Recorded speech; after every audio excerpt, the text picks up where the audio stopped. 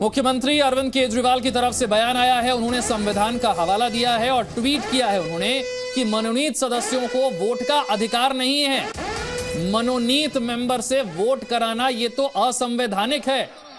CM Arvind Kejriwal ने संविधान के अनुच्छेद 243 आर का हवाला दिया है। सीएम केजरीवाल ने अपने ट्वीट में लिखा है कि संविधान का अनुच्छेद 243 आर मनोनीत सदस्यों को सदन में मतदान करने से रोकता है। मनोनीत सदस्यों से सदन में वोट दिलाने की कोशिश करवाना यह असंवैधानिक है। ये बीजेपी पर निशाना साधा है। अरविंद केजरीवाल ने संविधान का हवाला दिया।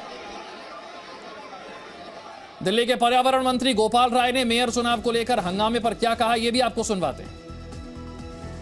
हमारे साथ दिल्ली सरकार के मंत्री गोपाल राय जी हैं। गोपाल जी, जिस तरीके की तस्वीरें एमसीडी के सदन में देखने को मिली है, उसको लेकर के आम आदमी पार्टी क्या कहेगी? देखिए, ये बहुत ही दुर्भाग्यपूर्ण है।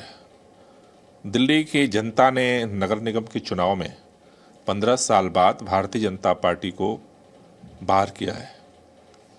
दिल्ली के लोगों ने आम आदमी पार्टी को सदन चलाने का, एमसीडी में काम करने का मौका दिया है, लेकिन भारतीय जनता पार्टी ये पचा नहीं पा रही है, वो स्वीकार नहीं कर पा रही है। और जब वो स्वीकार नहीं कर पा रही है तो उसके लिए संविधान की धज्जियां उड़ा करके, जो नियम और परंपरा है एमसीडी के अंदर, सदन के अंदर, उसकी धज्जियां उड़ा करके 3 तिकड़म से सदन के अंदर प्रवेश करना चाहती है, जिसके 3 उदाहरण साफ साफ दिखे हैं। पहली बात कि अब तक दिल्ली के अंदर नगर निगम में सदन की परंपरा रही है कि जो सीनियर मोस्ट पार्षद होता है वो प्रोटेम अधिकारी बनता है। उन्होंने, सरकार ने नाम भेजे सबसे सीनियर मोस्ट का, उसका जो है गुंडागर्दी करते हुए उसके नाम को खारिज कर दिया गया। ज़बरदस्ती एक जूनियर को वहाँ पर अधिकारी बना दिया गया। उसके बाद अब तक परंपरा रही है कि जो मनोनीत पार्षद हैं उसकी जो नियुक्ति है सरकार करती है और वो भेजती है एलजी के पास। बिना सरकार के किसी तरह के कंसल्टेंस किए बगैर एलजी ने ज़बरदस्ती नॉमिनेशन कर दिया। सरकार को कोई सूचना ही नहीं। भाजपा कार्यालय से लिस्ट बनी और उन्होंने उसको मुहर लगा करके नोटिफिकेशन जारी करा दिया। और हद तो ये हो गई कि नियमों का उल्लंघन करते हुए आज सदन के अंदर नॉमिनेटेड पार्षद की वोटिंग की तैयारी शुरू हो गई। और पहली बार हो रहा है, भाजपा ने भी तो वहां पे सदन चलाया है।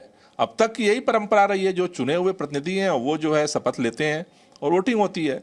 जिन पार्षदों का वोटिंग में राइट नहीं, उनका सबसे पहले जबरदस्ती गुंडागर्दी करके शपथ कराना, तो संविधान की धज्जियां उड़ाने की कोशिश हो रही है। हमारा एक ही निवेदन है भाजपा से कि हार स्वीकार करिए, दिल्ली की जनता के जनादेश को स्वीकार करिए और गुंडागर्दी ताकत के दम पे, सत्ता के दम पर जो संविधान की धज्जियां उड़ाई जा रही हैं एलजी के माध्यम से, उसे बंद करिए। जनता ने जनादेश दिया है आम आदमी पार्टी को, सहयोग करिए चलाने में। हम 5 साल काम करेंगे।